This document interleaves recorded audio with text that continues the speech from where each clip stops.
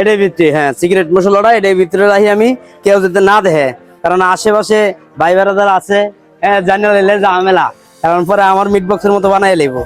আপনাদের 3টা meat box, আর ভাই আপনাদের মিট বক্স করে একটা। রমজান মাস চলতেছে, তারপর মিট বক্স খাইবো, আসো মিট বক্সই বানাবো।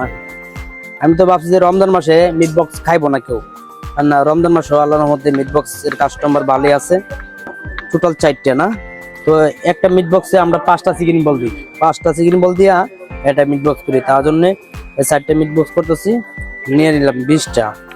আর অবশ্যই আমার মিট বক্স যারা না খাইছেন ট্রাই করবেন একবার হইলো, আশা করি ভালো লাগবে।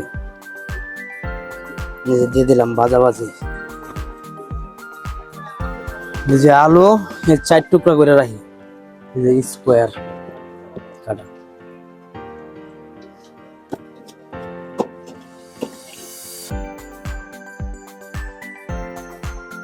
খাইবো নাকি যে চিজ দিই মিট বক্সে, হ্যাঁ, আমি তো মিট বক্সে লাভই করি না, ভাজাভাজি হোক আমি চিজ কাটি, এই যে চিজ।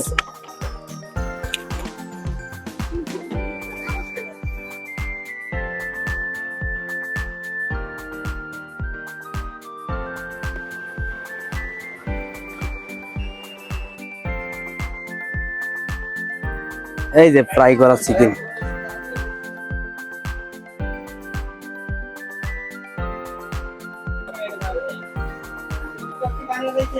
হ্যাঁ বানাইতেছি।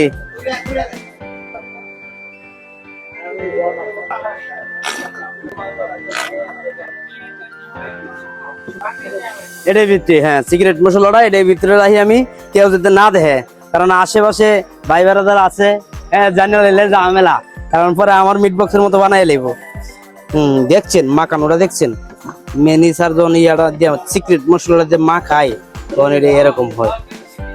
বললো মালিক, এই যে দিয়ে দিলাম, অর্ধেক করে ভরমো, পরে আবার অর্ধেক চিজ দিয়ে ভরমো আর কি, তো এভাবে বানাই।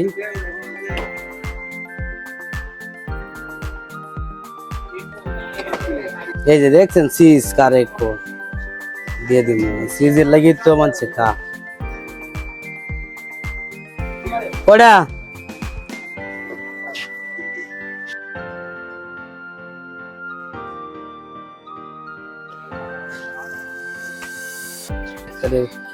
হামজা মাইরা চিজ খা, মজা লাগবো আর আইবো।